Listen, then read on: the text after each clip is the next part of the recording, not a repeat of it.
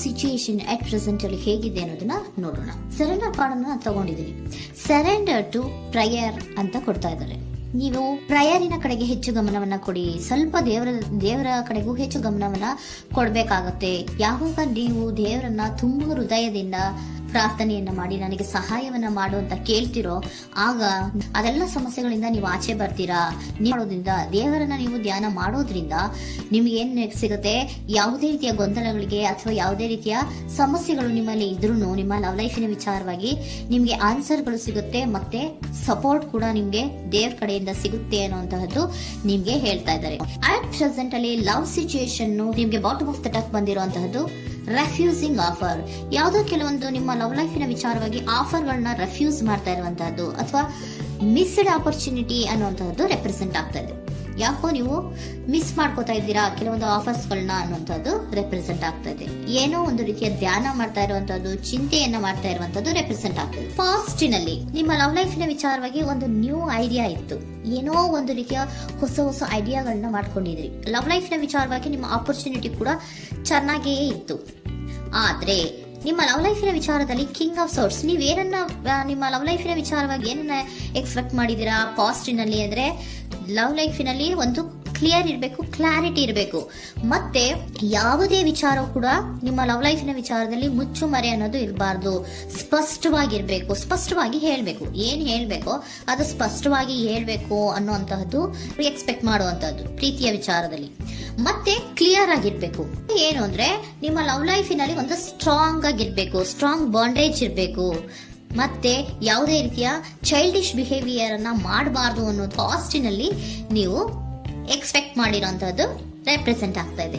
ನೀವು ಅದೆಲ್ಲ ಎಕ್ಸ್ಪೆಕ್ಟ್ ಮಾಡಿದಾಗ ಯಾವಾಗ ನಿಮ್ಗೆ ಅದು ಸರಿ ಹೋಗಲ್ಲ ಅನಿಸ್ತೋ ಆಗ ನೀವು ಪ್ರೀತಿಯಿಂದ ಮುಂದೆ ಬಂದಿರುವಂತಹದ್ದು ಬಿಟ್ಟು ಮುಂದೆ ಬಂದಿರುವಂತಹದ್ದು ರೆಪ್ರೆಸೆಂಟ್ ಆಗ್ತದೆ.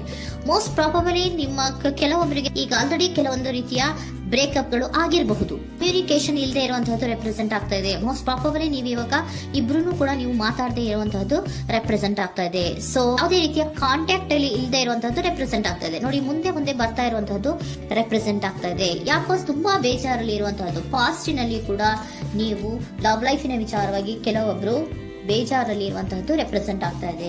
ಯಾಕೋ ಕ್ಲಾರಿಟಿ ಇಲ್ಲ, ಕ್ಲಿಯರ್ ಆಗಿರ್ಬೇಕು, ಸ್ಪಷ್ಟವಾಗಿರ್ಬೇಕು. ಏನ್ ಮಾತಾಡಿದ್ರು ಅದರಲ್ಲಿ ಯಾವುದೇ ರೀತಿಯ ಮುಚ್ಚುಮರೆ ಇರಬಾರ್ದು ಅನ್ನೋದು ನೀವು ಎಕ್ಸ್ಪೆಕ್ಟ್ ಮಾಡುವಂತಹದ್ದು.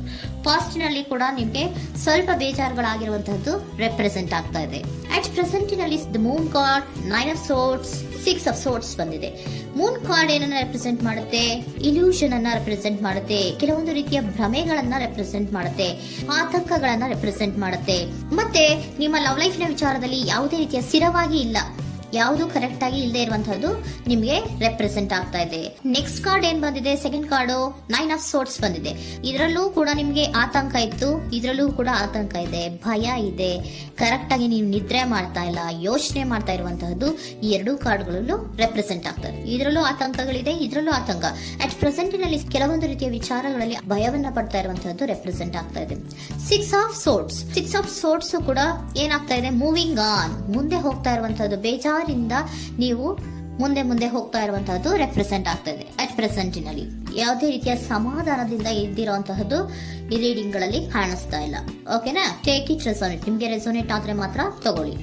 ನೆಕ್ಸ್ಟ್ ಕಾರ್ಡ್ ಇಮಿಡಿಯೇಟ್ ಫ್ಯೂಚರ್ ನ ಬಗ್ಗೆ ನೋಡೋದಾದ್ರೆ ನೈಟ್ ಆಫ್ ಸೋರ್ಟ್ಸ್ ಬಂದಿದೆ.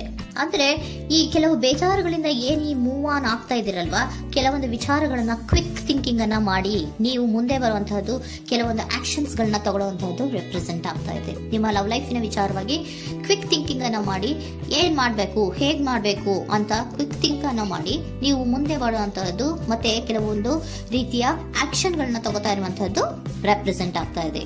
ಕ್ವೀನ್ ಆಫ್ ಕಪ್ ಏನನ್ನ ರೆಪ್ರೆಸೆಂಟ್ ಮಾಡುತ್ತೆ? ಬಹಳ ಕೇರಿಂಗ್ ಅನ್ನ ರೆಪ್ರೆಸೆಂಟ್ ಮಾಡುತ್ತೆ. ಏನಿರ್ಬೇಕು ಲವ್ ಲೈಫಿನ ವಿಚಾರದಲ್ಲಿ? ನೋಡಿ, ನೀವು ನೋಡ್ತಾ ಇರೋದು ಹೇಗ್ ನೋಡ್ತಾ ಇದ್ದೀರಾ? ನಿಮ್ಮ ಲವ್ ಲೈಫಿನ ವಿಚಾರದಲ್ಲಿ ಏನಿರ್ಬೇಕು ಅಂತ ಎಕ್ಸ್ಪೆಕ್ಟ್ ಮಾಡ್ತೀರಾ? ಸ್ವಲ್ಪ ಸ್ಟೇಬಲ್ ಆಗಿರ್ಬೇಕು, ಬಹಳ ಕೇರಿಂಗ್ ಇರ್ಬೇಕು, ಎಮೋಷನಲ್ ಇರ್ಬೇಕು, ಅದರಲ್ಲಿ ಅನ್ನುವಂಥದ್ದು ನೀವು ಎಕ್ಸ್ಪೆಕ್ಟ್ ಮಾಡುವಂತಹದ್ದು. ಈ ನಿಯರ್ ಫ್ಯೂಚರ್ ನಲ್ಲಿ ನೀವು ಆ ರೀತಿ ಎಕ್ಸ್ಪೆಕ್ಟ್ ಮಾಡುವಂತಹದ್ದು. ನೆಕ್ಸ್ಟ್ ಕಾರ್ಡ್ ಬಂದಿರುವಂತಹದ್ದು ಏರೋಫೆಂಟ್ ಕಾರ್ಡ್ ಬಂದಿದೆ. ಏರೋಫೆಂಟ್ ಕಾರ್ಡ್ ಏನನ್ನ ರೆಪ್ರೆಸೆಂಟ್ ಮಾಡುತ್ತೆ? ಕೆಲವೊಂದು ವಿಚಾರಗಳ ಬಗ್ಗೆ ತಿಳ್ಕೊತಾ ಇರುವಂತಹದ್ದು. ಏನೋ ಕೆಲವು ವಿಚಾರಗಳ ಬಗ್ಗೆ, ನಿಮ್ಮ ಲವ್ ಲೈಫಿನ ವಿಚಾರಗಳ ಬಗ್ಗೆ ತಿಳ್ಕೊತಾ ಇದ್ದೀರಾ. ಏನಾಗಿದೆ, ಹೇಗಾಗಿದೆ, ಸ್ವಲ್ಪ ಆಕ್ಷನ್ಸ್ ಅನ್ನ ತಗೋಬೇಕು ಅಂದ್ರೆ ನಾನು ಸ್ವಲ್ಪ ಕೇರ್ ಅನ್ನ ಮಾಡಬೇಕು, ಸ್ಟೇಬಲ್ ಆಗಿರ್ಬೇಕು ಅಂದ್ರೆ ಸ್ವಲ್ಪ ನಾನು ಕೇರ್ ಅನ್ನ ಮಾಡಬೇಕು, ಆಕ್ಷನ್ ಅನ್ನ ತಗೋಬೇಕು ಅನ್ನುವಂತಹ ನಿರ್ಧಾರಗಳನ್ನ ನೀವು ಮಾಡ್ತಾ ಇರುವಂತದ್ದು ರೆಪ್ರೆಸೆಂಟ್ ಆಗ್ತಾ ಇದೆ. ಹಾಗಿದ್ರೆ ಏಂಜಲ್ ಗೈಡೆನ್ಸ್ ಏನ್ ಕೊಡ್ತಾರೆ? Are you ready? ನೀನು ರೆಡಿಯಾಗಿದ್ದೀರಾ ನೀವು ಅಂತ ಕೇಳ್ತಾ ಇದ್ದಾರೆ ಏಂಜಲ್ಸ್ಗಳು. ಅಂದ್ರೆ ಏನು? ನೀನ್ ಇಲ್ಲೇ ಕುತ್ಕೊಂಡು ಅಳ್ಕೊಂಡು ಬೇಜಾರು ಮಾಡ್ಕೊಂಡು ಕುತ್ಕೊಳ್ಳೋದು ಬೇಡ. ಸ್ವಲ್ಪ ನೀನು ಮುಂದೆ ಮೂವ್ ಆಗು. ಅಲ್ಲಿರೋದ್ರಿಂದ ಏನು ಪ್ರಯೋಜನ ಇಲ್ಲ. Are you ready? ನೀವು ರೆಡಿ ಆಗಿದ್ದೀರಾ? Within the next few weeks, ಕೆಲವೊಂದು ವೀಕ್ಗಳಲ್ಲಿ, ಕೆಲವೊಂದು ವಾರಗಳಲ್ಲಿ ನೀವು ಏನಾಗ್ತೀರಾ? ಅಬಂಡೆನ್ಸ್, ಸಾಮರಸ್ಯ ಅನ್ನೋದು ಇರುತ್ತೆ. ಇಂಪ್ರೂವಿಂಗ್ ಹೆಲ್ತ್ ಅಂದ್ರೆ ಏನು? ನೀವು ಯೋಚನೆ ಮಾಡಿ ಮಾಡಿ ಮಾಡಿ ಏನ್ ನೀವು ಈ ಆರೋಗ್ಯವನ್ನ ಹಾಳು ಮಾಡ್ಕೊಂತ ಇದ್ದೀರಾ. ಸೊ ಇಂಪ್ರೂವಿಂಗ್ ಹೆಲ್ತಿನ ಕಡೆಗೆ ಗಮನವನ್ನ ಕೊಡಿ. ಆತಂಕವನ್ನ ಮಾಡ್ಕೊಂಡು ಭಯವನ್ನ ಪಡ್ಕೊಂಡು ಮುಂದೆ ಹೋಗ್ಬೇಕಲ್ಲ ಅಂತ ನೀವು ದಿನ ದಿನ ಹೆಂಗೆ ಕಾಲವನ್ನ ಮುಂದೆ ಹಾಕ್ತಾ ಇದ್ರೋ ಅದಕ್ಕೆ ಏನ್ ಹೇಳ್ತಾ ಇದ್ದಾರೆ? Are you ready? ಮುಂದೆ ಬರೋದಕ್ಕೆ ನೀನ್ ರೆಡಿ ಆಗು. ಅಲ್ಲೇ ಕೂತಿರೋದ್ರಿಂದ ಯಾವುದೇ ರೀತಿಯ ಪ್ರಯೋಜನ ಇಲ್ಲ. ಸ್ವಲ್ಪ ನಿಮ್ಮ ಹೆಲ್ತಿನ ಕಡೆಗೆ ಗಮನವನ್ನ ಕೊಡಿ. ಸಮೃದ್ಧಿ ಅನ್ನೋದು ಬಂದೇ ಬರುತ್ತೆ, ಸಾಮರಸ್ಯ ಅನ್ನೋದು ಇದ್ದೇ ಇರುತ್ತೆ ಅನ್ನೋದು ಹೇಳ್ತಾ ಇದ್ದಾರೆ.